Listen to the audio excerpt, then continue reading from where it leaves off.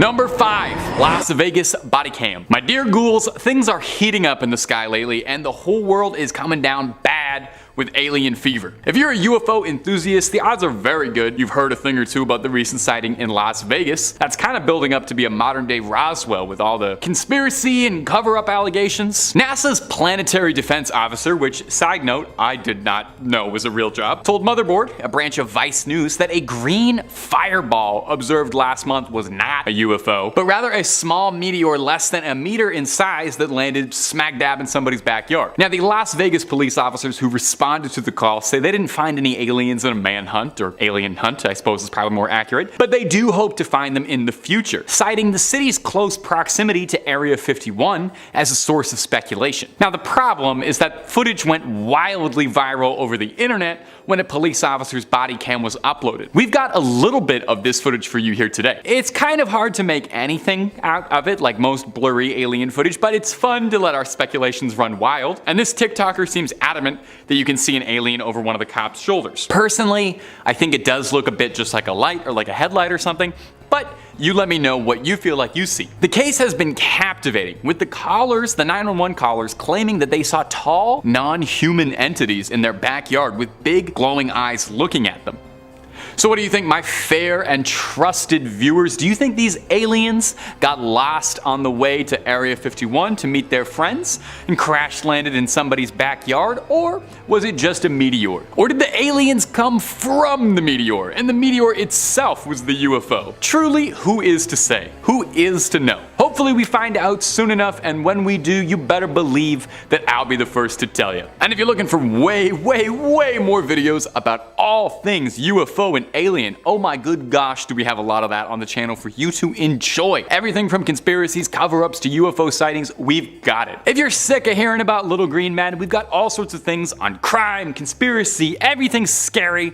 It's on Top 5. So hit subscribe, make sure you hit that little bell as well, and don't miss a single thing, but you gotta do that at the end of this video for me, okay? Because I got 4 more UFO sightings coming up for you right now. Number 4, the Pentagon. We are at a truly exciting time to be an enthusiast of UFOs and aliens. It feels more so than any other point in human history that the discussion around aliens and UFOs is leaving the fringe sciences and starting to become accepted, commonplace by respectable, employed people, not just folks wearing tinfoil. Recently, the Pentagon released a video of a reported UFO zipping around near an Air Force drone and revealed footage to, quote the Pentagon, everyone thought was truly anomalous, which is government speak for we don't know what the f this is. At the time, the object appeared to be moving with something propelling it forward, but a later determination would show that it didn't, which baffled and puzzled the analysts, as usually something propels you forward in the air. Now, this hearing was very interesting for a few reasons, but foremost, it allowed us a little bit of insight into how government agencies go about treating UFO sightings. We learned they categorize them first by what they most likely are, starting with the obvious things like planes or balloons, which account for like 99% of all UFO sightings. And then when it's something they truly cannot immediately identify, they prioritize where was it found? How is the object maneuvering? Does it seem like it's being driven? Control. Does it seem as if it has a payload? Does it have something attached to it? The hearing started by saying that the Pentagon currently doesn't believe that they have any definitive proof of extraterrestrial life on Earth, but concluded by saying that we'll be getting another disclosure document coming soon, possibly even as early as July. So we have huge, exciting things on the horizon coming up in July, and I'm not just talking about the Barbie movie.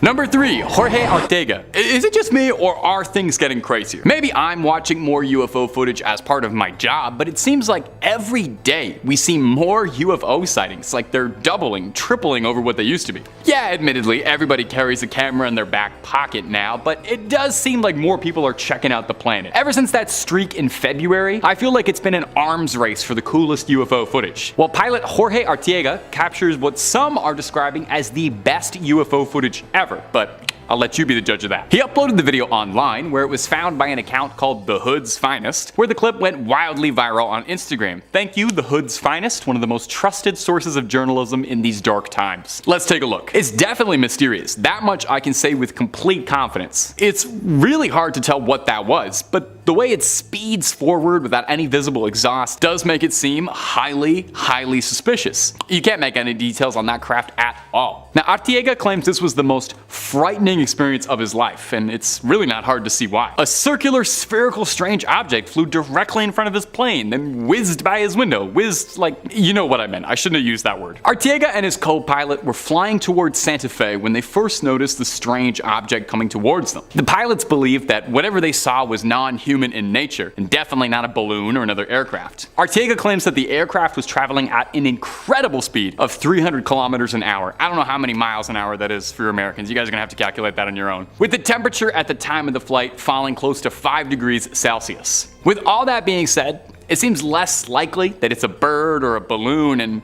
possibly something far more mysterious. As always, I love to hear your guys' opinion on stuff like this, so feel free to debate away in the comments if you think you've got an idea or an angle on this that I'm not seeing. We need as many eyes on this as possible. Of course, you can also just, I don't know, tell me something nice about your day. Tell me something that made you smile today. I love hearing about that too. Number 2, Chad Underwood. I think by now, if you're subscribed to the channel, and I hope you are, you've heard a thing or two about the Tic Tac UFOs that the Navy released videos of. In a lot of ways, these videos were kind of one of the first big steps for this recent surge of UFO, UAP stuff being taken kind of seriously, with these baffling videos leaked by the Navy that no one could explain. Although they were taken years and years ago, back in the halcyon days of 2004, the pilot who took the video has rarely spoken out about his experiences at all, for the understandable fear that he'd be lumped in with, quote, the little green men crazies that are out there.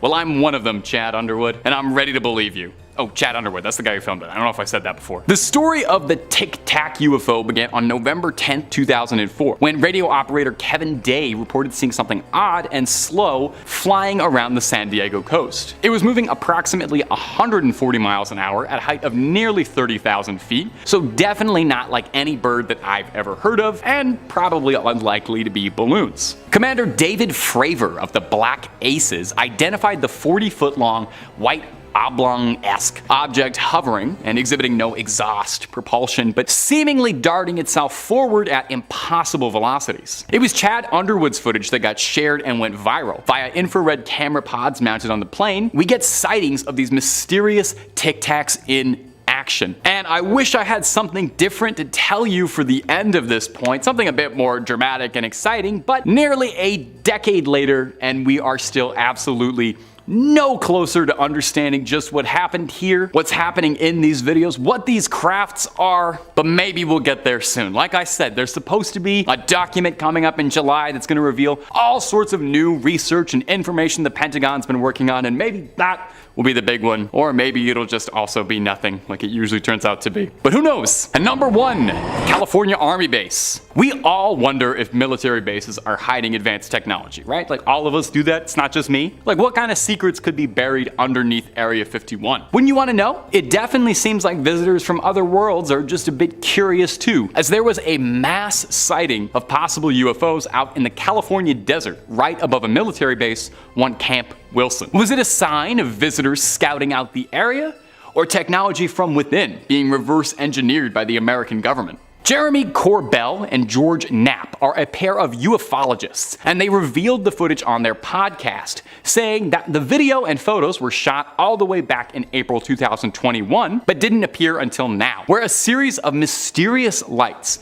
manifested above the base for 9 minutes, prompting the Marines to launch a significant air and ground response. You know, just in case this turned out to be like an Independence Day kind of sitch. The Marines fired flares at the UFO, and the craft disappeared just before the flares could illuminate what they were. Classic, that's just like every single UFO story, you know, right before the good part. The hosts of the podcast go on to say that there was no media coverage whatsoever of the incident. I mean, I don't really remember anybody talking about this in April 2021, but I also don't remember April 2021, so I'm not a trusted source. But since then, nothing really has come out about it. They got the tip from someone at the base, from a person who was was pretty high up, they quote. The tip was that there was more to this story that was being led on. Now, some viewers, some astute alien fans have pointed out a noticeable similarity between this incident and the Phoenix Light event in 1997, where a series of strange lights hovered over the city of Phoenix, witnessed by multiple people in the city, but unknown to everyone and to this day unsolved. So what happened here? Just one more mystery we'll never get an answer to? I'm not sure, but I'll never stop looking. The truth is out there, and I want to believe. Number 5, David Grush. So, if you've been following the topic of UFO disclosure closely, and the odds are good that you are because you're watching this video, you probably know the name David Grush fairly well. Grush is a former intelligence officer with years of dedicated service and involvement in UFO research who's been blowing headlines open with some of his shocking revelations, which, if they're true, would change the fabric of our world. It would change everything as we know it. We'd look at these days right now as the golden days, I think. I lost my train of thought there. Whoops. We'd look at these days as like the days before Pandora's box opened. We're never gonna be able to close that seal again. Grush served on the UAP portfolio for the National Geospatial Intelligence Agency, as well as the All-Domain Anomaly Resolution Office, which is a bureau for investigating alien sightings. So Grush has the credibility. But what is he alleging? In a recent interview with News Nation, Grush drops the bomb, saying that non-human intelligence has visited Earth and is recognized and known by major governments, claiming that in 1933, a craft was recovered by Mussolini's forces in Italy and then intercepted by the US in 1944, meaning that the Vatican helped suppress the knowledge of this, and the Vatican is aware of non-human intelligence out there. In this same interview, and if you're interested in this stuff, you really should just watch it instead of watching me talk about it, Grush alleges that the US has recovered quite a number of alien crafts over the years, with at least 12 or more sitting in US reserves right now being studied, reverse engineered. Occupied bodies have been recovered as well. Now, fascinatingly, Grush says he wouldn't exclusively call these entities alien, saying they can be extraterrestrial or interdimensional creatures. He doesn't provide too much of a description on what they could look like, and obviously there's no photos, sadly, just that they're out there. He goes on to state that the infamous Roswell incident in New Mexico was absolutely real, and that everything since then has all been a concentrated, prolonged disinformation campaign to get people away from the subject, even going so far as to say the US participates in widespread mass disinformation, leaking true details alongside falsified reports to keep UFO discussion a fringe subject, preventing it from being taken seriously. And hey, if that's the case, US Army, if you want to throw me a couple bucks to spread some rumors and disinformation, my DMs are open. The full disclosure interview is absolutely fascinating stuff, and I highly recommend you go seek it out after this video. But, you know, before you do that, you could always spend a little bit more time on Top 5 Scary, since we've got lots and lots and lots of alien and UFO videos for you to peruse and enjoy. And if that's not your thing, we've got something scary for everybody. Ghosts, goblins, ghouls, Frankensteins, true crimes, you name it. So hit subscribe, make sure you hit that little bell to not miss anything, but do that at the end of this video, okay? I got way more revelations and truths to blow open. Number 4, an Air Force engineer. Now, Grush's forwardness is inspiring others to come forward with their own full disclosure. I mean, if they won't, we have to, right? An anonymous source claiming to be an aerospace engineer added an addendum to Grush's interview on Reddit, claiming that they could corroborate some of his points. Take a listen, and obviously take a huge grain of salt as you're listening to all of this, as it is just someone typing on a computer, but I thought it was fairly interesting.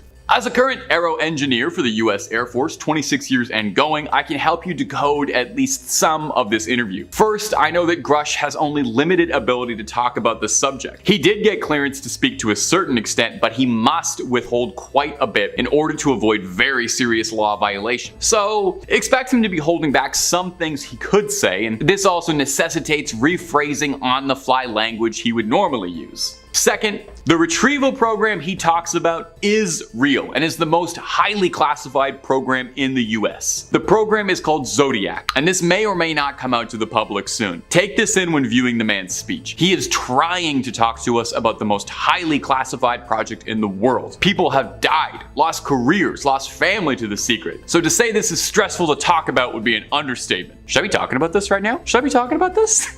Am I gonna get the channel shut down? Third, when he shook his head talking about the spacecraft and alien, because we don't really think this is what they are. But this term is in common use publicly and is as close as we can describe the phenomena to general public and be understood. These things, these UAP, are much more than spacecraft. They are trans-medium interdimensional craft to the best of our knowledge. And the alien aspect, this is just the easiest term we have because we don't really know for sure what they are, but this term is close. At present, we consider most of these beings to be advanced biological AI.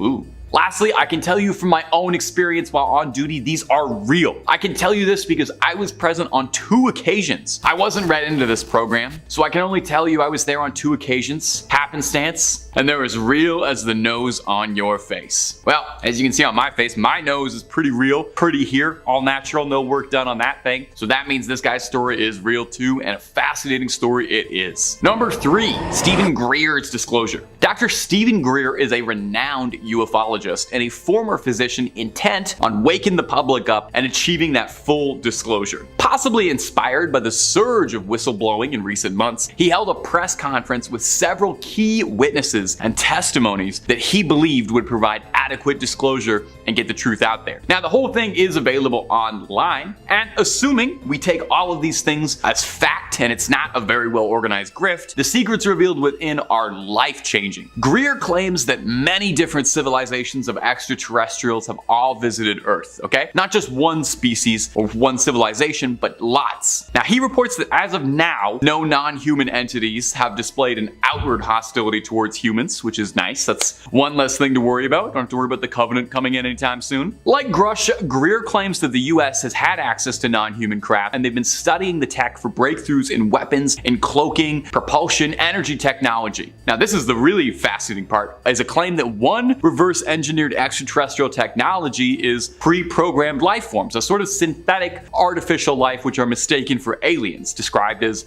biosynthetic AI, which sounds very similar to what the aerospace engineer was talking about in the last point. So maybe they share a Google Drive and they're getting ideas from each other, or maybe they're onto something. Another huge bombshell is allegations that within the US government, there's a shadowy clandestine group that was established in the 50s that operates free from the government's wishes, and they conceal alien tech and hoard it from the rest of the world to further their own goals. They're apparently very good at targeting and downing extraterrestrial vehicles and possess the tech and manpower to threaten security. Now, these are bold claims, but in this day and age, it's going pretty difficult to ascertain what's a bold claim and what's the truth actually leaking through the cracks. I mean, everybody's talking about biosynthetic AI aliens. Maybe biosynthetic AI aliens are out there. Number 2, Corporal John Weingant. Now, if y'all remember to the last part of this video, not the previous thing I just talked about, but the last 5 parts I talked about it. Part 1. We spoke of the testimony given by the Marine Michael Herrera, who claims that he saw paramilitary forces that seemed to be American loading weapons and munitions into an octagonal, non-human looking craft while he was deployed in Indonesia in 2009. Now, the story sounded outrageous, kind of like the plot of a video game, but also sounded extremely similar to an eyewitness account from another Marine years and years and years earlier in Peru. Now, you take a listen to the statement by Lance Corporal John Weingant. Lance Corporal Weingant had been a Marine since 1994, and in 1997 was deployed to Peru. Alerted to a possible friendly ship that had crashed at 3 a.m., he and a few other Marines drove out to the crash site in Humvees to investigate. After hours of searching through the brush, they found a gash in the land where it seemed as if something super hot had cut through the land, claiming that it looked as if a laser had gone through with surgical precision. And at the peak of the gash was this huge craft, non-human in nature, aerodynamic but organic, looking bumpy, notched, and alive, and dripping an unknown fluid. Most shockingly, he claims that inside the craft felt like he could experience something communicating with him telepathically, saying that they meant no harm and were peaceful in nature and needed assistance. Now, he claims shortly after this, helicopters and men in black military uniforms took him away and threatened him into silence, threatening his family and his livelihood if he didn't comply. Now, he sat on the story for years, only speaking out about it years after. It sounds very similar to the story presented by Herrera. Now, do you think this is fact or fiction? The video interview seems very genuine, and the story seems complicated and very detailed for a hoax. Hopefully we know the truth on this, or hey, maybe it's better not knowing. And number 1, footage from the Hudson River. And coming in at the number 1 spot today is going to be some shocking footage captured on an infrared security camera on the Hudson River on a marina. We've talked a lot about shadowy governments, secret retrieved alien crafts, decades-spanning conspiracies, psyops, cover-ups, secret organizations, and I just thought we could all need a breather, you know?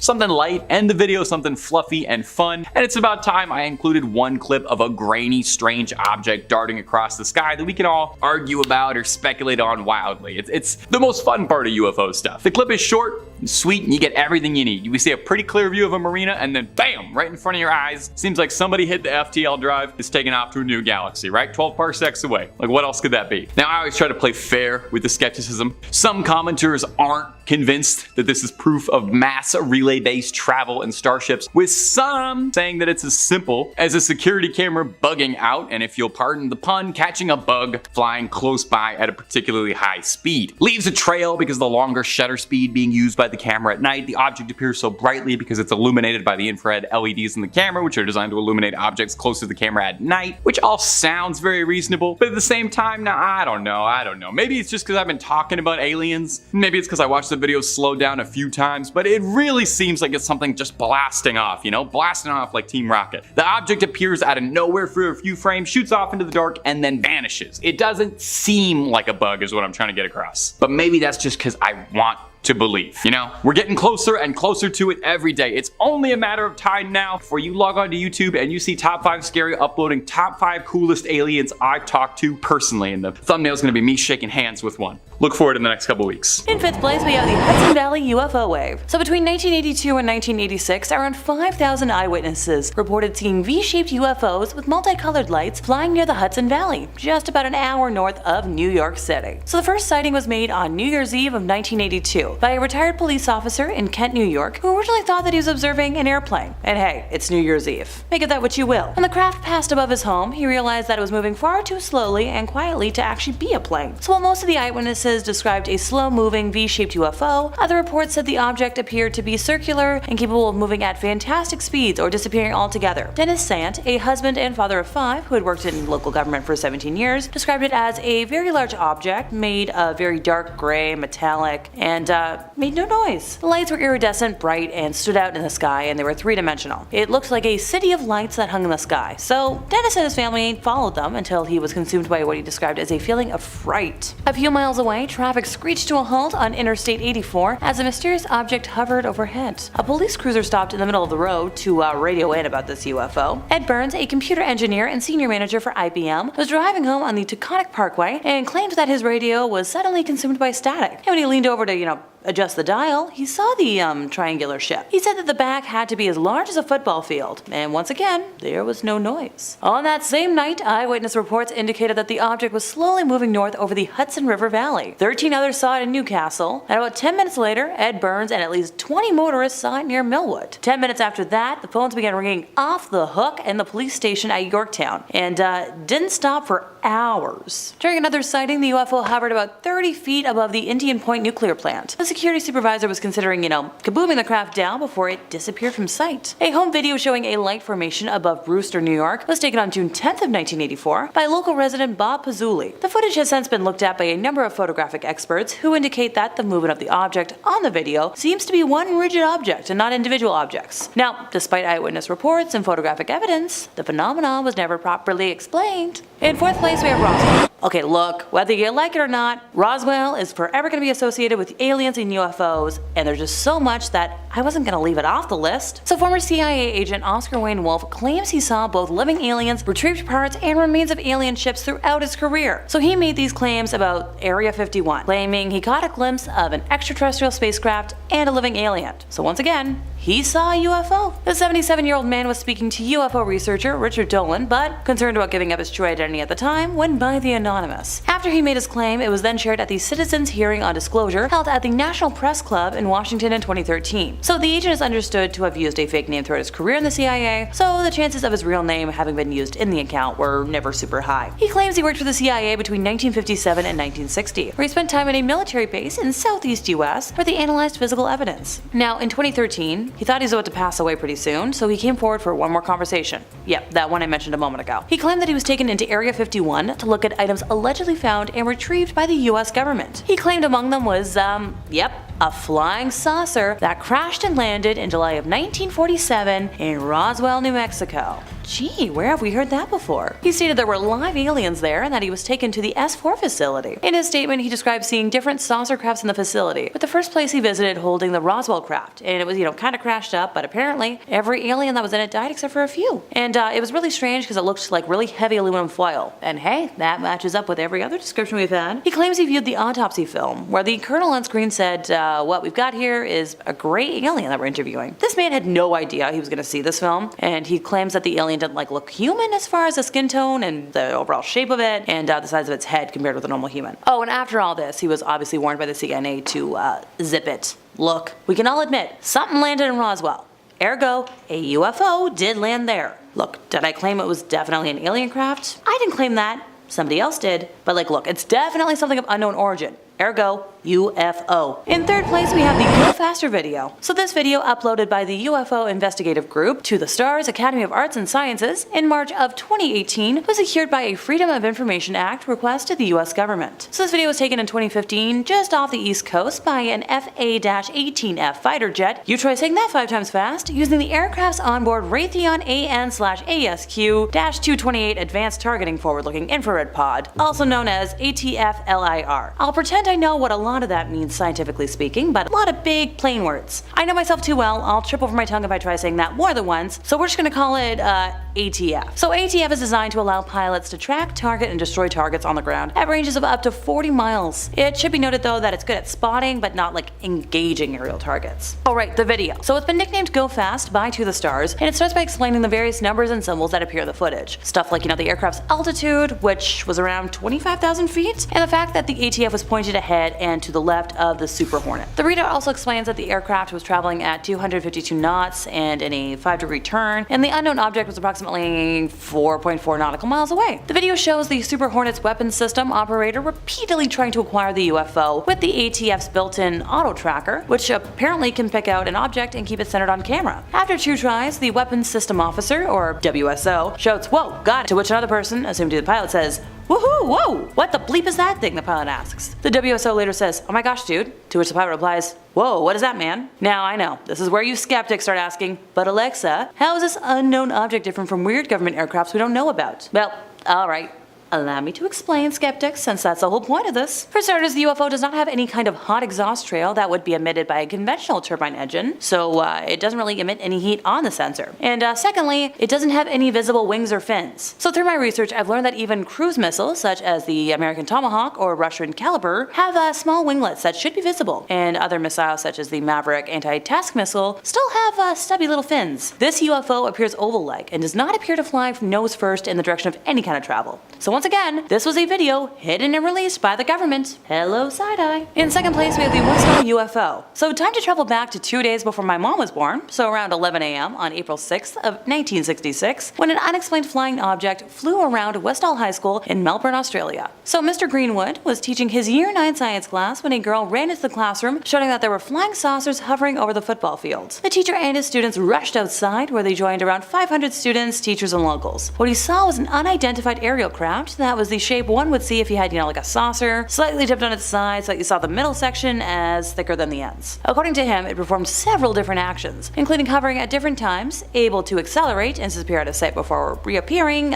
somewhere else. He said the craft was hovering 50 meters above the crowd, about 1 to 200 meters away, and clearly visible. More than 200 students and several teachers watched the UFO as it descended into a nearby field. Eyewitnesses watched the craft hovering around the school for approximately 20 minutes, and described it as being a gray saucer-shaped object that was about twice the size of a family car. Oh, and the Air Force reported that they were not in the airspace at the time of the incident. Just saying. In first place, we have the Cash Landrum incident. So on December 29th of 1980, Betty Cash, Vicki Landrum, and Colby Landrum were driving home from a night out when they saw 23 unidentified helicopters surrounding a huge diamond-shaped object that was hovering above the trees. So this all started around 9 p.m. while they were driving on an isolated 2-lane road in dense woods and saw a light above some trees. But, originally dismissed it as an airplane approaching Houston Intercontinental Airport. Hey, as someone who used to live near Pearson Airport, trust me, you'll learn to ignore planes. A few minutes later, they saw what they believed to be the same light as before, but now it was closer and brighter. They said that it came from a huge diamond-shaped object, which hovered at about treetop level, and that its base was expelling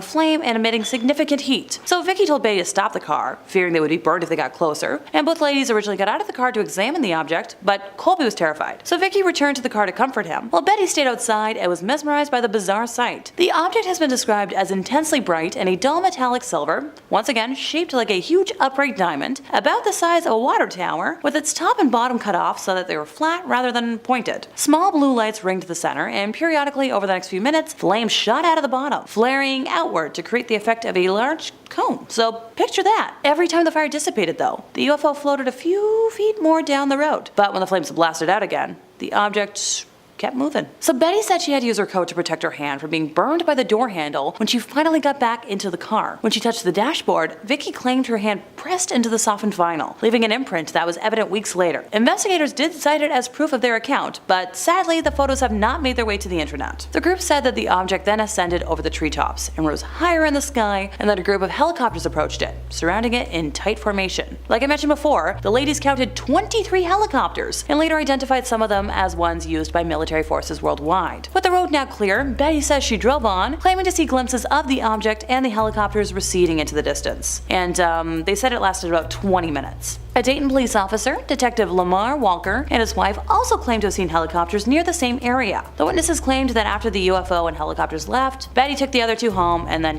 went to bed for the evening. But that night, they reportedly all experienced similar symptoms, although Betty to a much greater degree.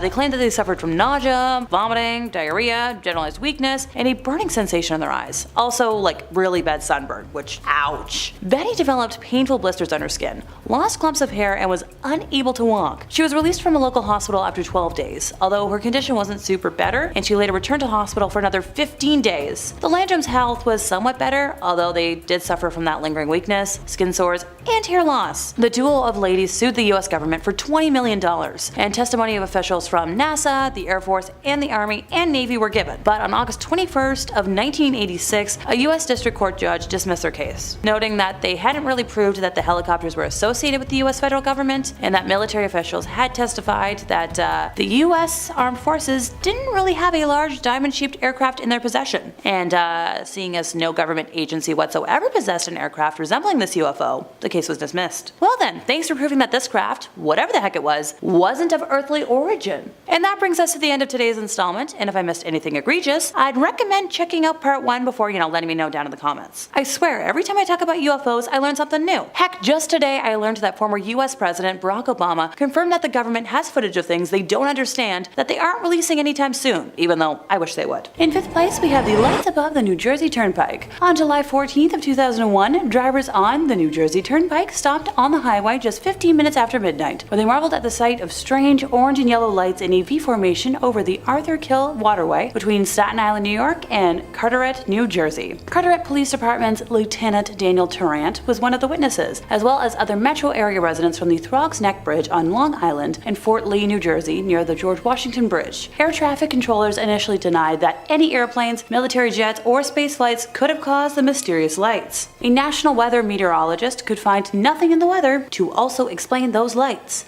Luckily, when there's something strange in one's neighborhood, one can always call New York Strange Phenomena Investigators, or NYSPI. No Ghostbusters here. This band of inquisitive minds claim to have discovered the FAA radar report from Newark International Airport on the night in question that indicates an enormous number of airborne objects, without transponders, beginning at around 10:31 p.m. and ending at 12:51 a.m. EST. At least 15 people contacted the police department to report the strange lights, but Tarrant and other police officers are at a loss to explain just what it was hovering in their skies. Here's the thing.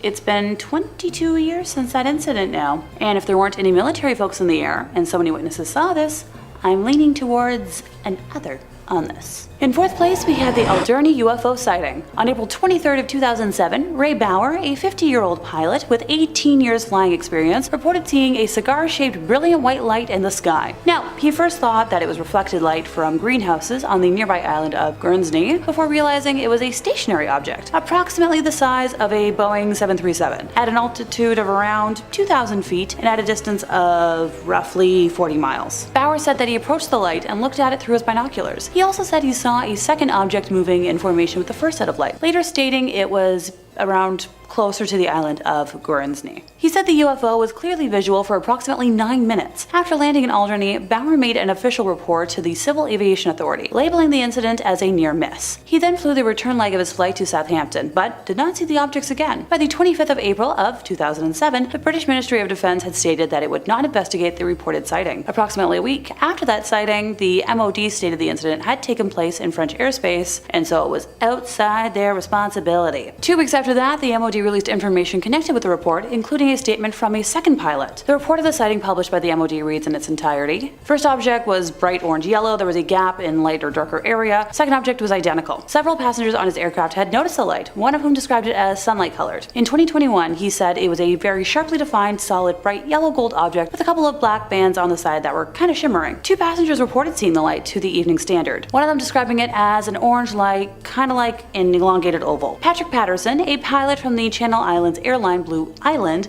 reported that he saw a similarly described object in the same approximate position. It was later reported that this pilot saw an object behind him to his left at around 1,950 feet. One interpretation of this event was that this was an atmospheric phenomenon. Despite the pilot's openness about the incident, the cooperation of the military, and countless eyewitness reports from passengers and people on the ground, the incident remains a total mystery. I'm just saying, there are too many witnesses for this to be anything fake. In third place, we have the Belgian UFO wave. So the Belgian UFO wave began in November of 1989 and peaked with the events of the night of the 30th to the 31st of March 1990. On that night, one unknown object was tracked on radar, and 2 Belgian Air Force F-16s were sent to investigate, with neither pilot reporting seeing the object. No reports were received from the public on the date, but over the next 2 weeks, reports from 143 people who claimed to have witnessed the object were received, all of them after the event. Over the ensuing months, many others claimed to have witnessed these events as well. Following the incident, the Belgian Air Force released a report detailing the events of that night. Yeah, I'll backtrack, I promise. At around 11 o'clock at night on the 30th of March, the supervisor for the Control Reporting Center, or CRC, at Glans received reports that 3 unusual lights were seen moving towards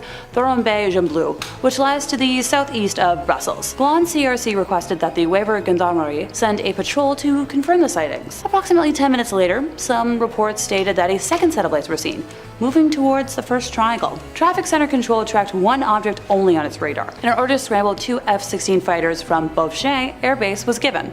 Throughout this time, in reports after the event, some people claimed that the phenomenon was visible from the ground, describing the whole formation as maintaining their relative positions while moving slowly across the sky. And over the next hour, the 2 scrambled F-16s attempted 9 separate interceptions of the target. On 3 occasions, they managed to obtain a radar lock for a few seconds, but these were later shown to be radar locks on each other. After around 12:30 in the morning, radar contact became much more sporadic, and the final confirmed lock took place at around 40 minutes. After midnight. Following several further unconfirmed contacts, the F-16s eventually returned to the base shortly after 1 a.m.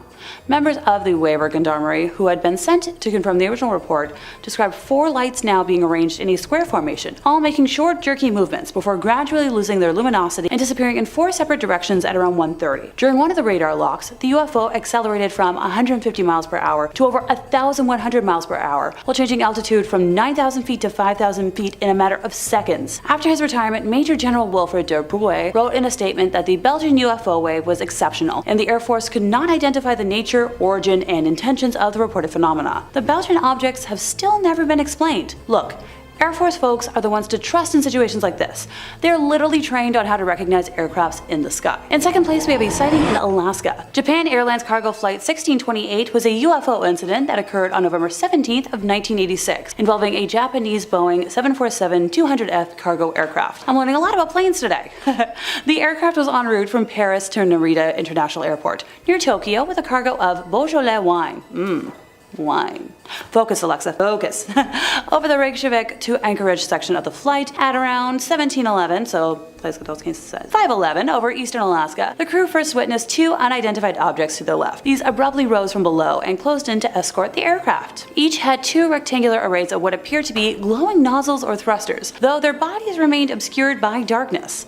When closest, the aircraft's cabin was lit up and the captain could feel their heat on his face. These two crafts departed before a third, much larger disc-shaped object started trailing them. Anchorage Air Traffic Control requested an oncoming United Airlines flight to confirm the unidentified traffic, but when it and a military craft sighted plane 1628 at around 10 to 6, no other craft could be distinguished. Captain Terrochi contacted Anchorage Air Traffic Control and requested, a change of course. The UFO followed the plane despite any of the captain's maneuvers. The sighting lasted 50 minutes and ended in the vicinity of Denali. All of the data, including ground radar that captured the unidentified craft, was collected and presented at a meeting with the FBI and the CIA. After reviewing all the material, the government officials decided that this was the first radar recording of a UFO. Yep, I didn't stutter. The government confirmed this. In first place, we have the Shag Harbor UFO incident. So this incident was the reported impact of an unknown large object into waters near Shag Harbor, Nova Scotia, a tiny fishing village on the Atlantic coast, on October 4th of 1967. The reports were investigated by the RCMP, Canadian Coast Guard, the Navy, and the Air Force, as well as the U.S. Condom Committee. I had to research that because I first thought it was like a typo for condom, and I almost busted out laughing. Alrighty. Time for facts. At about 11:20 p.m. Atlantic Daylight Time, at least 11 people saw a low-flying lit object heading towards the harbor. Multiple witnesses reported hearing a whistling sound like, a large kaboom device, and then a whoosh, and then finally a loud bang.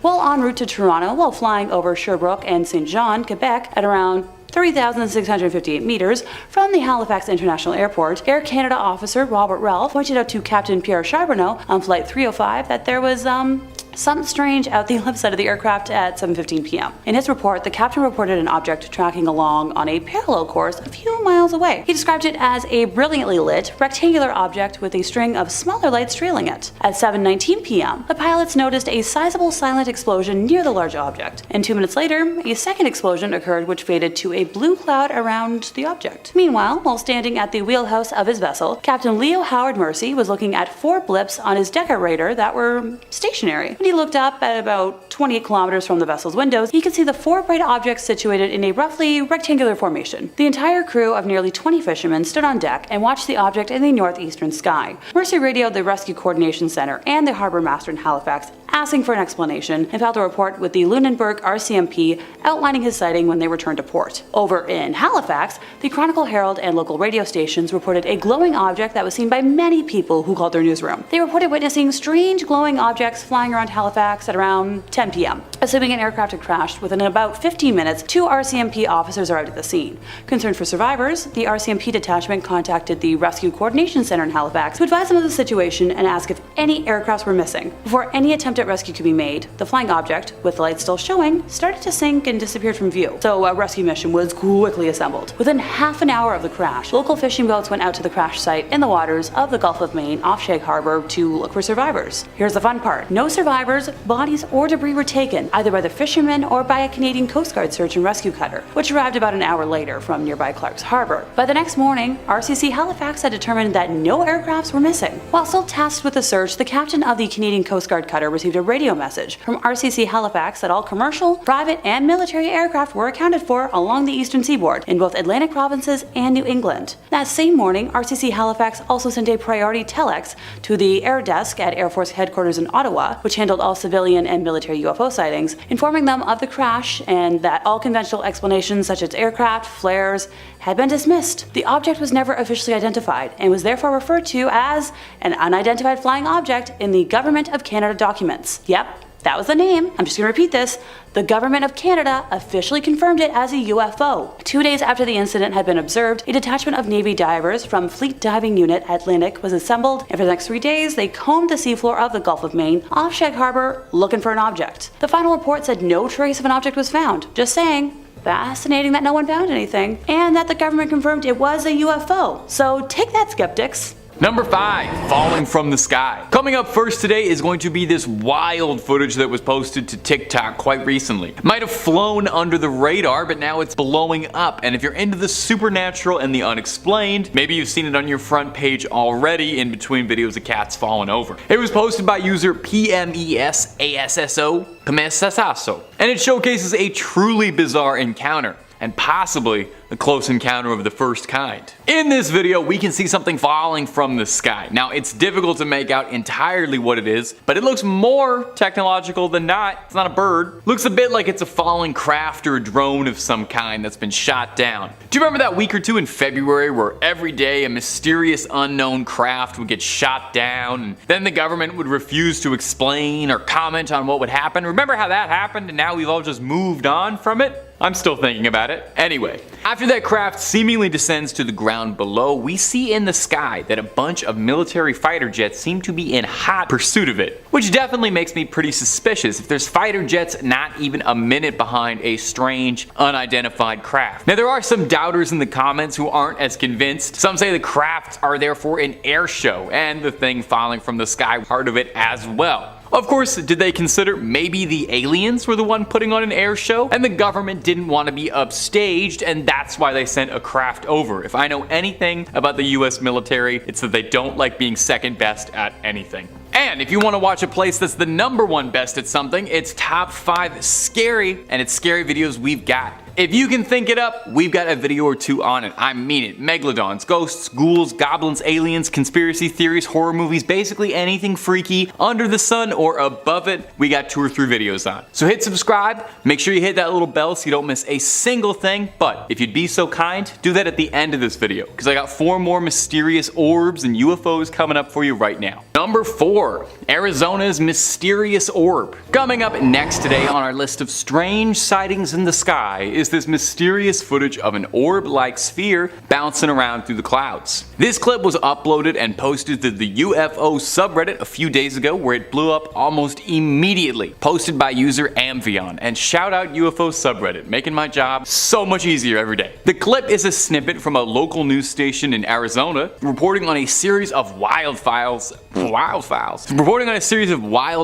in San Bernardino, California. When the camera catches something a little hotter, that was a pun, if you see what I did there, you can see a strange little orb floating around high above the forests. Now, it's very difficult to tell from here, but it looks to be moving at an incredibly fast speed, with seemingly no method of propulsion or exhaust trails to be found. It can even be going through the smoke at one point during the video, which would be catastrophic for most aerial craft, as this area would be far, far too hot to approach via helicopter. Now, a user in the comments added a little bit of additional insight too. It looks very far out from where anyone could be piloting a drone. Looks to be a few miles out in the brush. Any civilian would be heavily discouraged, if not outright prohibited, from flying a drone near a wildfire area, with a possible crash with a helicopter being disastrous. So it has to be something that wasn't supposed to be in that airspace, or maybe doesn't even know where it is. So it's hard to tell what's going on with this one. I'm not sure what any skeptical answers or rational answers could be beyond the usual catch-all of strange drone or weather balloon. The object doesn't move too erratically or non-humanly, so it doesn't seem like it itself is making the decisions. I'm really not sure what this could be, my friends, which means you know what time it is. You let me know down below what you think it might be.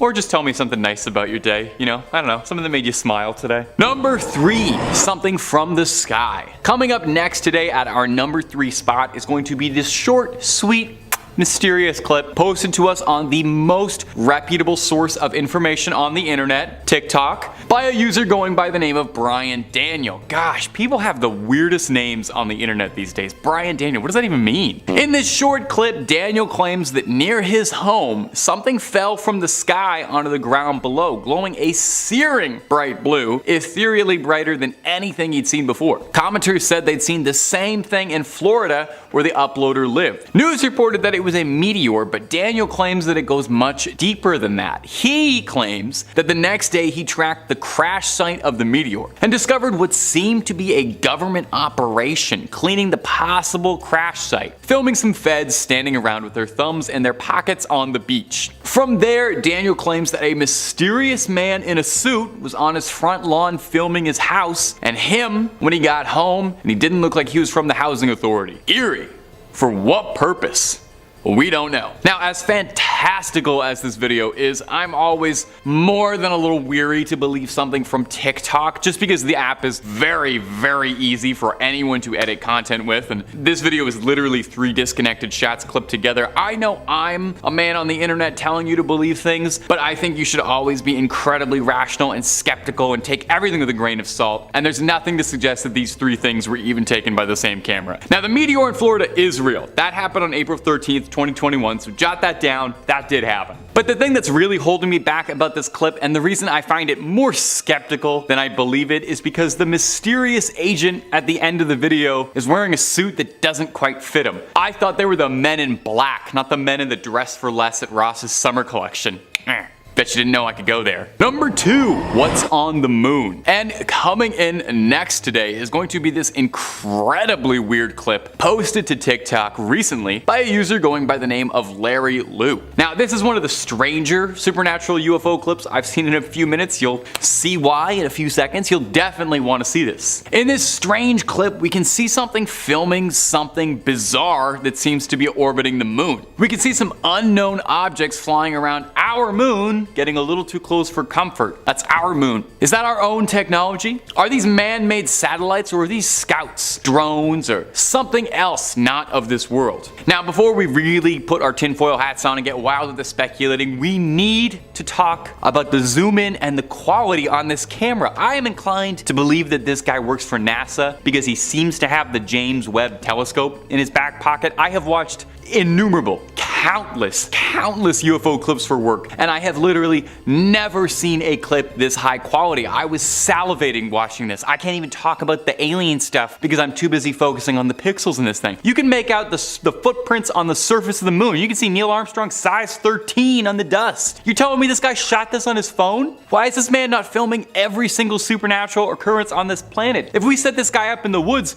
we would have Bigfoot, Mothman, the Loch Ness, all that proven, disproven within an afternoon. I need to take 5. I need a drink. Okay, I'm good. Back to the original video. Most people in the comments were like me, solely focusing on the incredible lens on this user's iPhone. A few people suggested that that could be the American flag from the surface of the moon. I find that a bit unlikely, but I don't know enough about moons to disprove that. So what could it be? Let me know down below in the comments, or hey, feel free to just continue to comment on how impressive the camera zoom is. What is he working with there? What am I working with? I don't know. Number 1, crop circles. I didn't need to say it like that. Coming up last on our list of UFO sightings we just can't wrap our noggins around is this footage that was taken in 1989. Now, I know the title says 2023, but if you really squint, 1989, 2023, I don't know, they look exactly the same to me. It might be a vintage, but that just means the high strangeness has been aged to perfection. Don't dismiss it till you get your eyes on it. It looks like an excerpt of a documentary about aliens and UFOs of some kind, sort of like what you're watching now, but bet the guy hosting this isn't even half as charming. In the video, clear as day, we can see 2 strange, small, metallic spheres racing around a farmstead, glowing bright against the shroud of the night sky. They seem diligently at work, creating an intricate pattern below in the fields. Some sort of circle in the crop, an almost crop circle, if you will. I feel like crop circles kind of fell out of vogue in alien culture, which is a shame. I think they're very cool and fun. They always make me think of the underrated M. Night picture, Signs. I know some people hate that movie, but I thought otherwise. Anyway, I guess our parents were much more frightened by flattened designs and bits of grain and cereal, and we just don't feel the same way. But I, for one, want to bring it back. I want to bring crop circle culture back. Now, this clip is pretty remarkable. Some say it almost looks too good, and there's been a raging debate in the UFO and alien community as to whether or not this was a real clip or a very well engineered hoax for darn near 30 years now. Detractors argue that it's CGI, while believers state that the CGI would be too advanced for the time. I mean, most CGI around this era looked like Reboot, you know? Not to besmirch Reboot, but come on.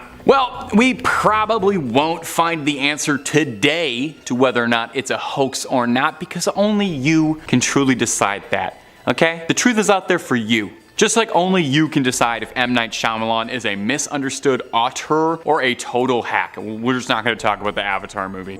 In 5th place, we have the 2004 series of spottings. On November 14th of 2004, Lieutenant Alex Dietrich was piloting her FA-18 Super Hornet when she observed an oblong object hovering over the water. It leapt into motion, skimming 500 to 1,000 feet over the waves at around 500 knots. The fighter jet's onboard radar couldn't detect the object, but Alex's weapons system operator in the rear seat, whose name is not public, witnessed it as well. Alex has quoted her recollection as, "We were trying to call out what we were seeing to each other, and to make sure everybody else is seeing it, it's moving so erratically and so fast that our voices, our minds, and our radio calls just can't keep up with it." Now, the majority of credible modern-day UFO sightings, ergo why it's on this list, can be credited to those that work in the Air Force, and it should be noted that military pilots specifically are trained at what they call REAS, short for reconnaissance, and referring more specifically in this case to the art of recognizing aircrafts by their shapes, paint schemes, unit insignia, and more. On one of the other Super Hornets that launched behind Alex was Lieutenant Commander Chad Underwood, who was able to capture the object on an infrared camera. It was around 40 feet long, round and smooth,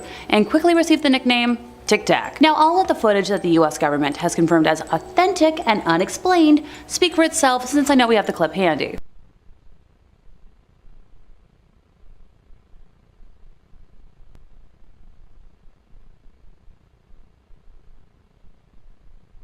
Around this time, starting on November 10th to be exact, Gary Voorhees, a petty officer on the USS Princeton guided missile cruiser, had been reporting apparitions on his radar screens in the same area, triple-checking his equipment before he made his report, and being the main technician responsible for that equipment, along with having 6 years of Navy experience at the time, Voorhees described what he was seeing as impossible. In just seconds, an object had dropped to the waterline from 60,000 feet, hovered, and then zipped away at high velocity, making right-angle turns that were quoted as being confounding and defying gravity. I'm not Elphaba. The objects returned for the next week, with Voorhees quoted as saying, "I was able to see it on the horizon during the night and during the day, and it definitely was a glowing object. Could I tell you for 100% certainty what it was exactly we were tracking? No." Now, footage of this event used to exist, with Gary being able to vividly describe his memories, but has since been completely scrubbed from the internet. Just gonna give the Pentagon my usual dose of side-eye right about now. Don't mind me. In 4th place, we have the Washington Flap. At 11:40 p.m. on Saturday, July 19th of 1952, Edward Nugent, an air traffic controller at the Ronald Reagan Washington National Airport, try saying that 5 times fast, spotted 7 objects on his radar. The objects were around 24 kilometers south-southwest of the city, not following any established flight paths, and no known aircrafts were in the area. Edward's superior, Harry Barnes, a senior air traffic controller at the airport, watched the objects on the radar scope, later writing that they knew immediately that a very strange situation existed. Their movements were completely radical compared to those of any ordinary aircraft. Harry had 2 controllers check Edward's radar, and they found it was working normally. He then called the National Airport's radar-equipped control tower, and the controllers there said that they also had unidentified blips on their radar screen, and saw a hovering, bright light in the sky that was moving at speeds they couldn't understand. At this point, other objects appeared in all sectors of the radar scope, and when they moved over the White House and the United States Capitol, Harry then called the Andrews Air Force Base, which was located around 10 miles away. Although they reported that they had no unusual objects on their radar, an airman soon called the base's control tower to report the sighting of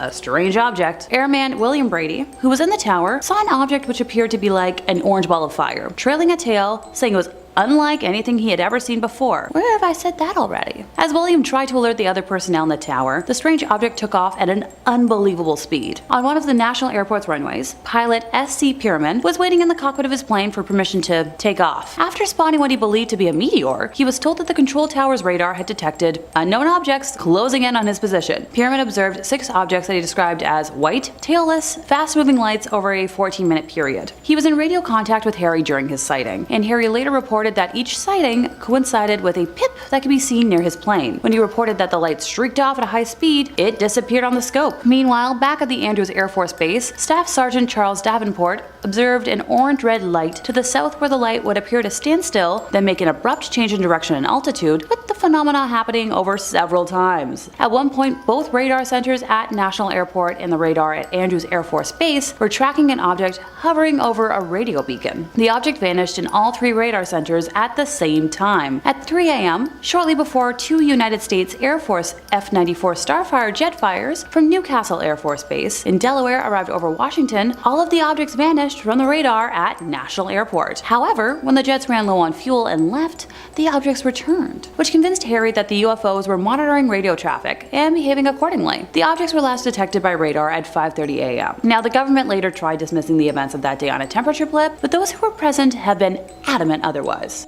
In third place, we have the Go Faster video. The video, uploaded by the UFO investigative group to the STARS Academy of Arts and Sciences in March of 2018, was secured by a Freedom of Information Act request to the US government. The video was taken in 2015 off of the East Coast by an FA-18F fighter jet using the aircraft's onboard Raytheon AN/ASQ-228 Advanced Targeting Forward-Looking Infrared Pod, also known as the ATF-LIR. I know myself too well. I'll trip over my tongue if I try saying that any more than I just did, so it shall be called ATF for short. It's not the official short form, but work with me here. ATF is designed to allow pilots to track, target, and destroy targets on the ground at ranges of up to 40 miles. It should be noted that ATF is good at spotting, but not engaging aerial targets. Now, this video, nicknamed Go Fast by To The Stars, starts by explaining the various numbers and symbols that appear in the footage. You know, things like the aircraft's altitude, which was around 25,000 feet, and the fact that the ATF was pointed ahead and to the left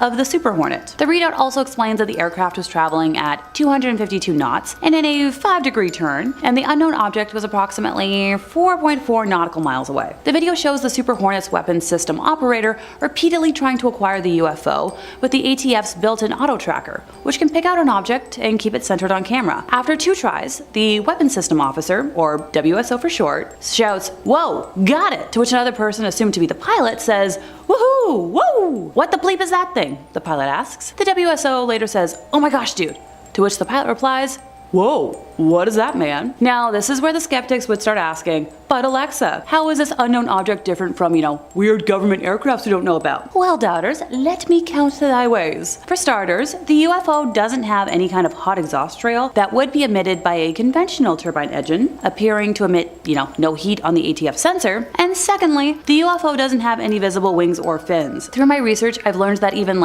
cruise missiles, such as the American Tomahawk, have small winglets that should be visible, and other missiles, such as the Maverick anti-tank missile, still have little stubby fins. The UFO appears oval-like and does not appear to fly nose first in the direction of travel. To quote from one of my favorite films, "Take that, Mr. Downey Mustafa."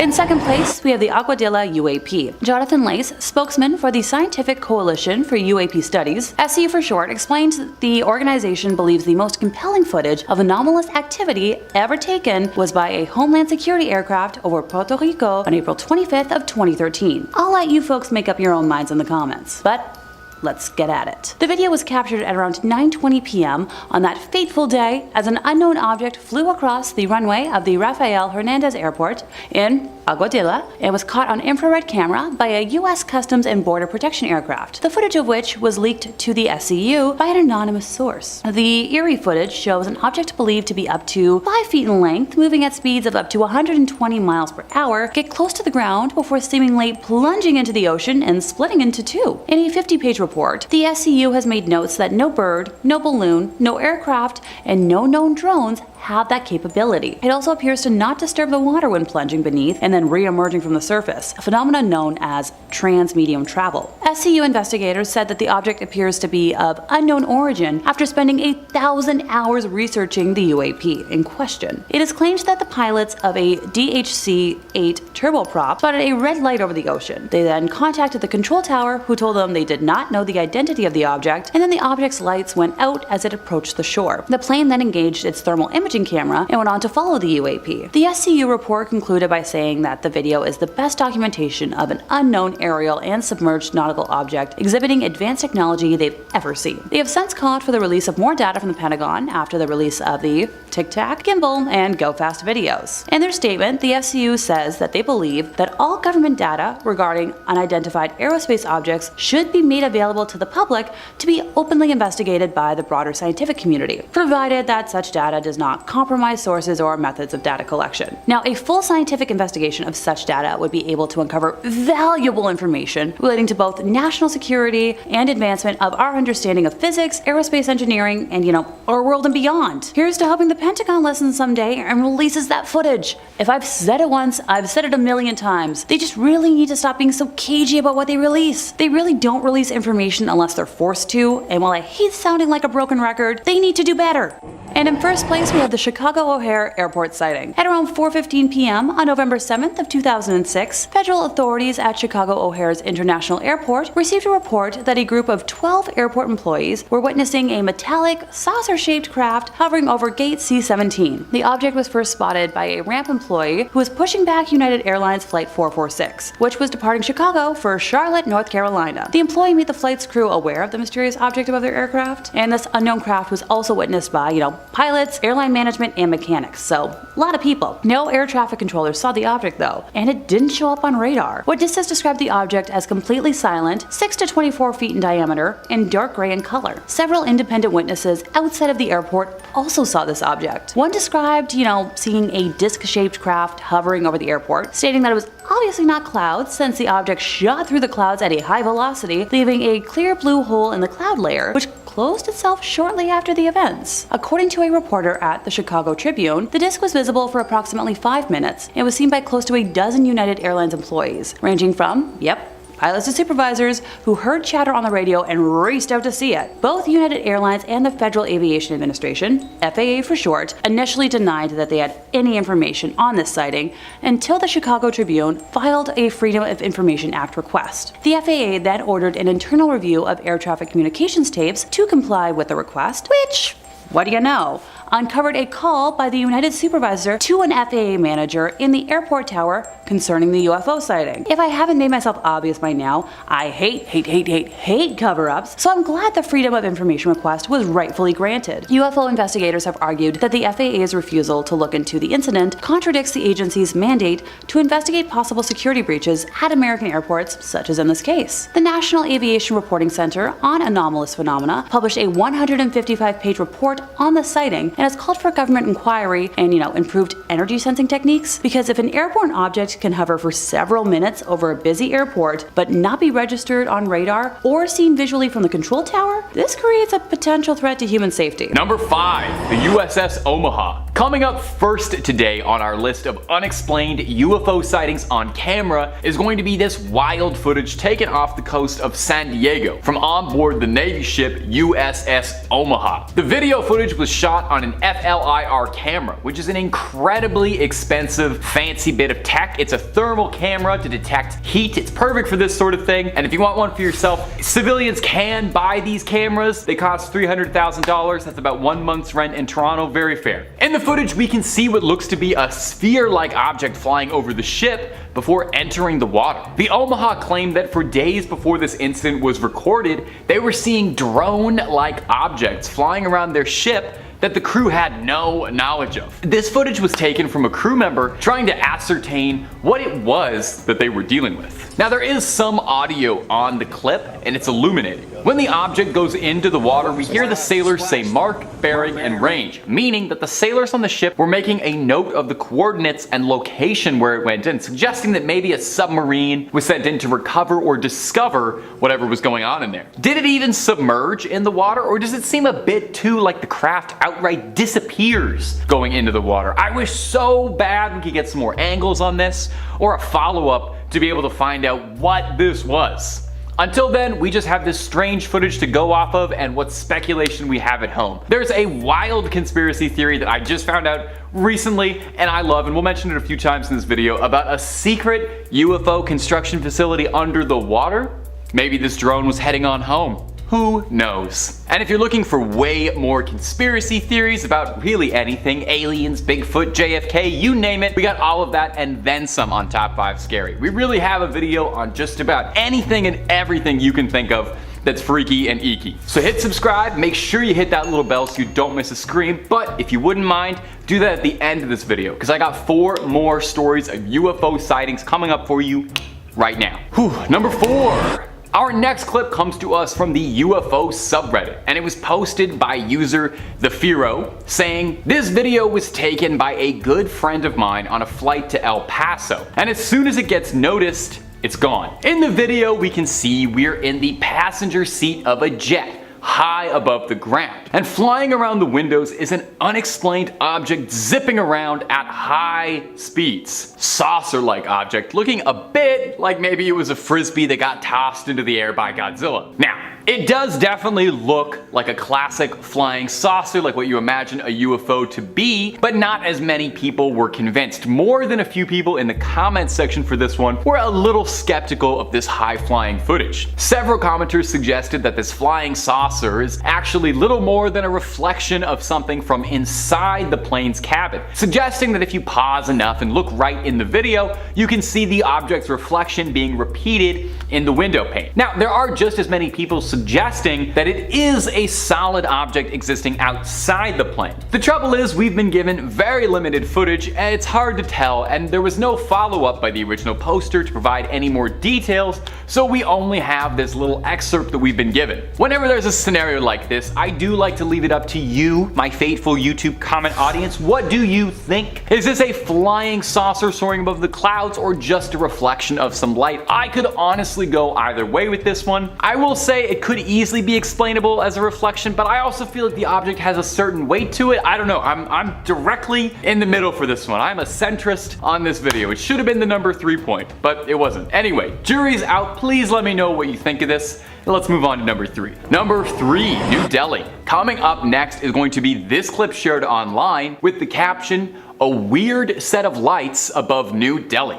Take a look-see. So in the clip, pretty clearly we can see, yeah, there's some strange lights going on in the night sky above New Delhi. There's a scattering of lights above the city's horizon. Now, immediately your first thought might be that it's drones, which is a reasonable assumption when it comes to UFO stuff. I feel like several videos that come out of little glowing lights dashing across the night sky usually end up being civilian drones. However, the original poster clarified that drones are illegal in India and aren't widespread at all for civilians. And on top of that, the area that's being filmed is said to be in the slums, where it's incredibly unlikely that anyone would have access to drones. The poster added this little bit of context with the video. I saw this today around 8 p.m. in New Delhi with a friend. It was massive. This cannot be a building, as there is no tall building in that direction, only slums with heights of about 4 to 5 floors, yet this building looked as tall as the Burj Khalifa. There was a moderate wind going on, and I thought, if it's drones, why aren't they swaying? Not to forget, drones are illegal in India and especially in New Delhi. It looked massive in the sky. I wish the camera saw what my eyes could see. It could absolutely blow me away. I've been to drone shows, but this looked nothing like it. Any idea what this could be? Also, I agree. I wish our cameras did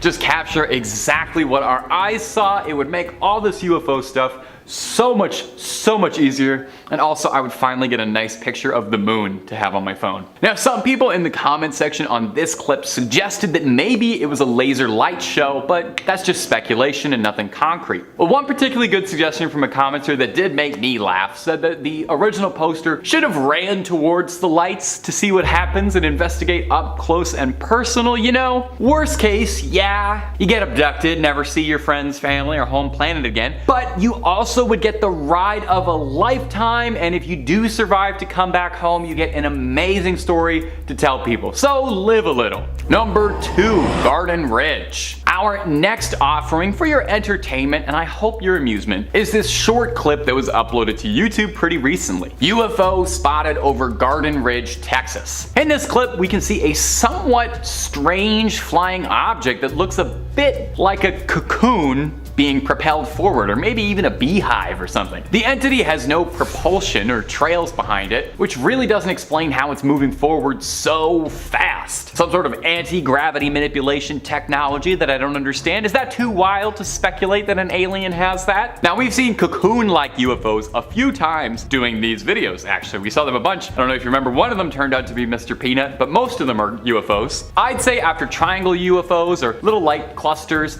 I probably see videos of little cocoon-like UFOs like this more than any other kind. So what are these cocoon-like UFOs that keep appearing, and why do they all look so similar? This lack of propulsion too is really puzzling me. Now, the original poster returned after the fact to add a little bit of clarity in the comments. He said the object was moving with the wind, not against it, so maybe it's possible it's something like a weather balloon that has been swept up in an air current. That's usually what most of these clips turn out to be. I would love to see a statistic on how many UFO sightings are actually weather balloons, because I suspect it's probably like 99%. Another commenter suggested that this could be an object heading towards Randolph Air Force Base, speculating that the UAP seen in this video could be a manned jetpack or a very tiny stealth craft of some kind, which would be pretty cool, or even some sort of new drone technology the US military is developing. Now, among other things though, the original uploader did admit and suggest that this really could just be a balloon, suggested that he thought it might be attached to a floral arrangement that somebody let go of. Hey, maybe an alien was picking up a last-minute Valentine's Day gift, or hey, maybe an alien had to apologize to someone, you know? Maybe a probing went wrong and a little flowers was the only thing that could smooth it over. I wonder if they'll keep that in the video. Number 1, the A-10 over Arizona. And coming up at our final spot today for crazy UFO footage is going to be this dramatic footage of a spherical UAP being filmed tailing an A-10 aircraft over Arizona. The footage was filmed by a mobile scope truck recorded by the DHS, that's the Department of Homeland Security. The craft caught on camera is one of unknown origins, well, obviously.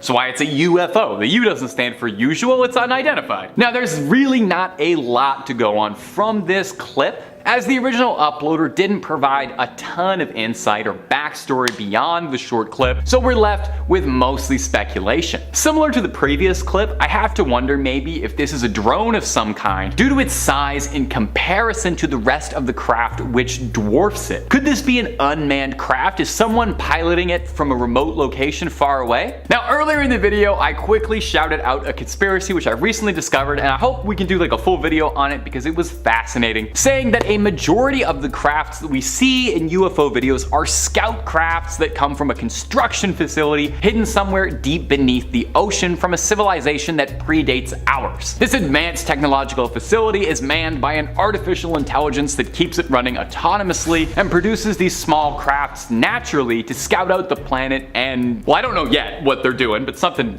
alien. Now, obviously, that is a very, very, very tinfoil hat theory. I got it from a less than reputable website, but it is a ton of fun to speculate on and would certainly make sense why there are so many sightings of these similar objects if they were all literally coming from the same factory line. And also, wouldn't that just be the nicest, I don't know, funniest little ironic cap to aliens if we're spending all our time looking up, but they've been below us the whole time? Anyway, something to think about. Number 5, flying cigars. Okay, so the first piece of footage we're gonna take a look at today is this amazing footage of a cylindrical UFO that's got even the skeptics and the experts scratching their heads watching. You come take a look and see if this makes you a true believer. You can see pretty clearly, unlike most UFO footage, there is something very strange in clear view. Now, we see a lot of videos or stories about cylindrical UFOs, but we don't often get to see them so up close, so stabilized, so enhanced until this beautiful little clip. Now, there's a couple things going on here that make this clip a little shinier than the average clip. For one, we can see the objects going behind the clouds, some low visibility there. The object shimmers with a metallic surface. It looks seamless, as if it's one solid capsule or a big giant pill. But most interestingly to me, it doesn't show any sign of propulsion. No trail of smoke, no exhaust, no big old rocket on the back. So what is driving it forward? The object is seen making multiple sharp turns at very, very high speeds, instant acceleration. So whatever is making it move is tremendously powerful. Perhaps there's some sort of fantastic anti-gravity technology that's keeping it up in the air. Now, the original uploader said that this object, despite its incredible speed, made no sonic boom, when it definitely should have been. Viewers who are significantly better with numbers than me suggest that the object is going around 1,800 kilometers per hour. So what do you think, my dear sweet viewers? Is this some of the most compelling footage of a UFO in a while, or is this big strange pill craft just a big pill to swallow? You let me know down below. And if you're looking for way more alien content, well, you already know the Top 5 Scary has some of that and then some. We have got boxes and boxes full of alien videos for you to peruse and enjoy. But if alien videos aren't your jam, we've got a video on just about everything scary under the sun and above it. So click on through, make sure you hit subscribe, please hit that little bell, but do that at the end of this video, okay? Because I got 4 more alien sightings coming for you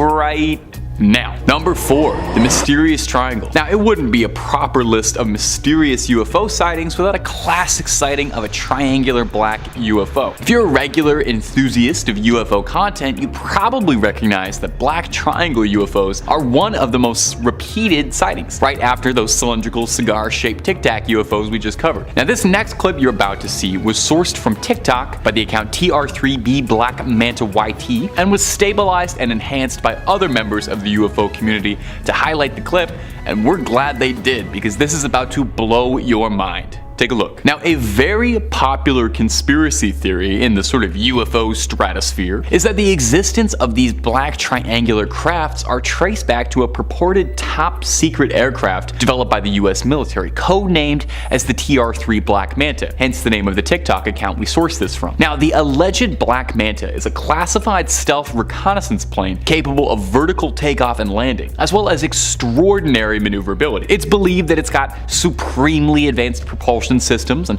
radar evading technologies, allowing it to operate undetected. Now, believers in this theory state that sightings of black triangular UFOs are sightings of this classified aircraft, and that the government uses UFO conspiracies as a way to divert attention away from their covert operations. Now, not to get too tinfoily, but that sounds incredibly likely. There are some who believe as well that the TR-3 could be proof of a UFO, implying that the craft was reverse engineered from downed or otherwise recovered alien technology. Obviously, the government isn't going to outright confirm or deny anything vis-a-vis aliens, especially any top secret black ops level secrets, so officially the government has denied any involvement about a possible TR-3 Black Manta project. So what do you think, my viewers? Are these sightings of black triangle UFOs sightings of advanced military technology from this world or from someone else's? Number 3, the lights over Vegas. Coming up next today on this list is going to be this strange footage out of Las Vegas. Sometimes what happens in Vegas doesn't stay in Vegas and blows up the internet, like this series of mysterious bright lights that hovered above the city for hours, being seen by countless people, and yet no one seems to be able to figure out what it was. Now, often the bright glow of something like this could be traced to flares or aviation training. That was the hypothesis put forward by the local news station that aired this clip, suggesting it could be activity from Nellis Air Force Base, Creech Air Force Base, or Harry Reid International. When someone from the station reached out to Nellis, a spokesperson told the station that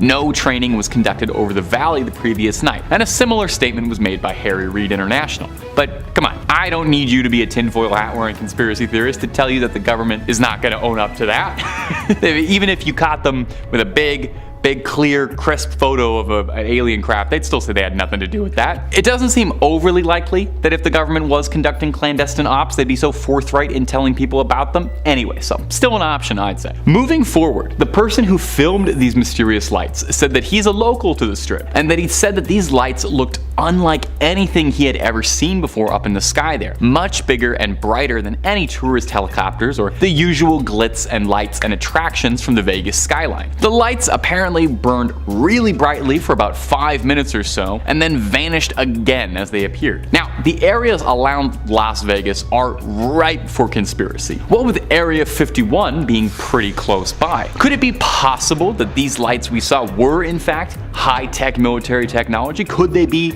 reverse engineered alien technology? Or could it just be a bunch of geese that all had Christmas lights wrapped around them? We may honestly never know. Number 2, the flying saucer over Phoenix. Coming up next today in our collection of UFO footage collected by average Joes on the ground is this sighting from Phoenix, Arizona of what looks to be a pretty clear-cut flying saucer flying sideways through the sky. Now we've seen a cylinder, we've seen a triangle, and we've seen a series of strange floating lights, so I think it's high time that we round out the collection of UFO footage by adding in a flying saucer, the most classic of all UFO sightings. You close your eyes, you imagine a UFO, you probably imagine a little flying saucer, a little glass bubble, a little green guy in there. In this clip, we can see some vaguely disc, saucer-like effigy hurtling through the sky at a rapid speed. Now, unfortunately, this clip is a bit older and came at a time before 4K cameras were the norm, and so we can downright count the pixels on the screen. It's like a vintage throwback. It's hard to make out exactly what's happening in the clip, and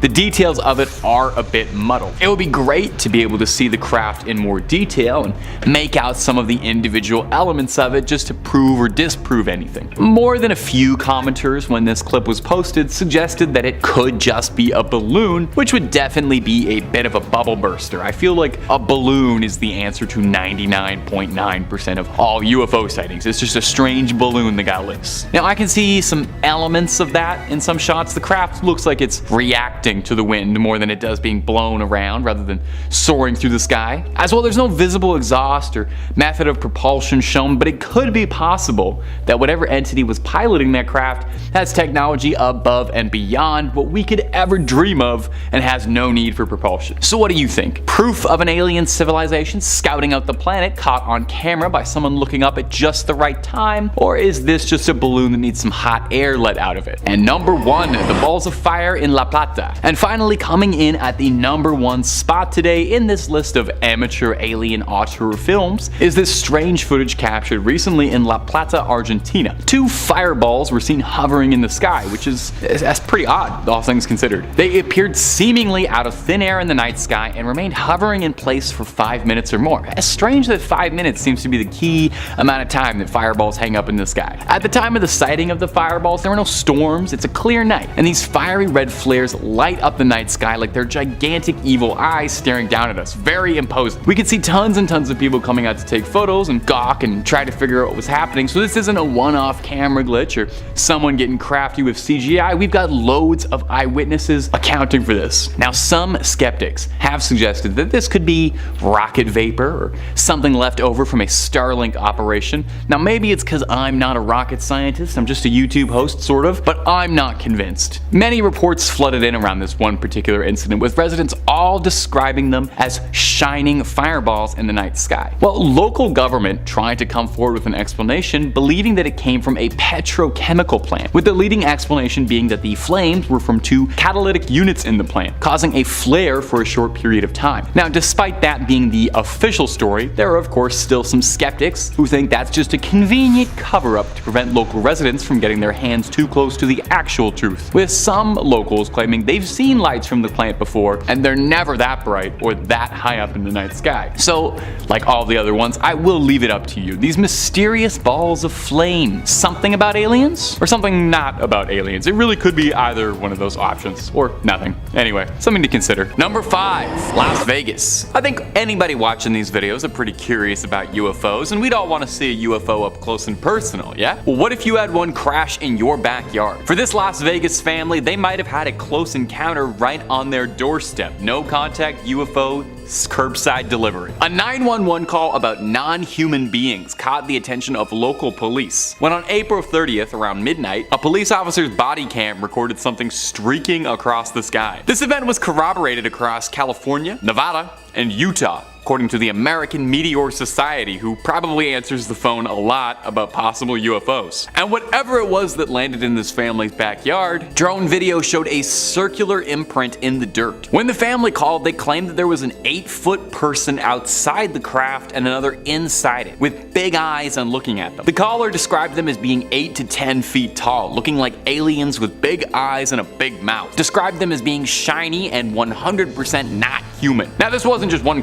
random random crazy caller, as the whole family living there said they saw the same thing. The caller said that they saw a shooting star and now there's something in the backyard. The officer responding said he saw something fall out of the sky too, which is why he was so curious about it. Representatives from Nellis Air Force Base said they weren't involved with this incident at all and suggested contacting the police. Interestingly though, a spokesperson for the Pentagon didn't comment at all in regards to this event. And isn't that interesting? And if you're looking for way more footage about UFOs, well, hey, you already know Top 5 Scary is the place to be and then some. We got more UFOs than you could ever watch in a lifetime. So click subscribe, make sure you hit that little bell so you don't miss any of our scary videos from us, but do that at the end of this video, okay? Because I got 4 more pieces of UFO footage and evidence coming up for you right now. Number 4, Indonesia. Now here is an absolutely wild story for you. A Marine veteran is breaking a 14-year silence, claiming now that he and his squad mates saw a UFO while they were deployed in Indonesia in 2009 and were threatened into silence over it. Michael Herrera was a 20-year-old rifleman sent on a Navy humanitarian mission during the 2009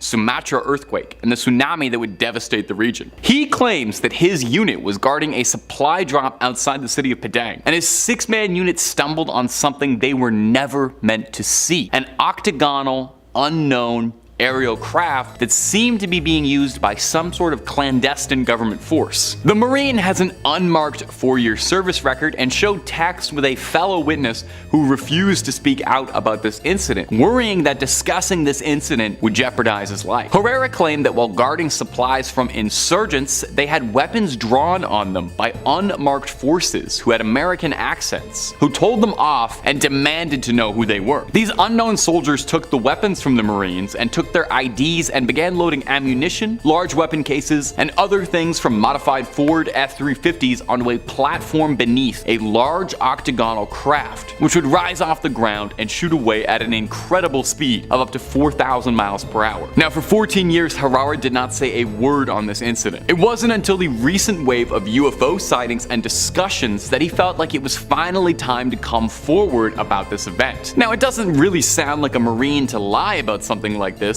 especially not one with an unmarked 4-year service record like that. So what happened? Who were those guys? Officially sanctioned by the US government? Some sort of other organization entirely? The Men in Black? Is it fun to wildly speculate? It is. Number 3, David Grush. David Grush is a former intelligence officer, a US Air Force veteran who has got ties to UAP and UFO development and research, and you're probably going to be hearing this name a lot if you're interested in UFOs and all that stuff, because he's been blowing the whistle on possible UFO activity inside the US, boldly claiming that not only does the American government have proof of extraterrestrial life, but that the American government is storing alien crafts for their own purpose, which kind of makes sense of that last story if you think about it. They might be connected. Now, last week, Grush made headlines when he claimed that the US government has concealed evidence of a non-human craft from Congress, and Grush is trying to make people aware of this story. He claims that it's got an intact or partially intact craft, as well as he's got evidence of deceased agents and officers through crash site retrieval, explaining when you recover something that's landed or crashed, sometimes you encounter dead pilots, and believe it or not, it's true.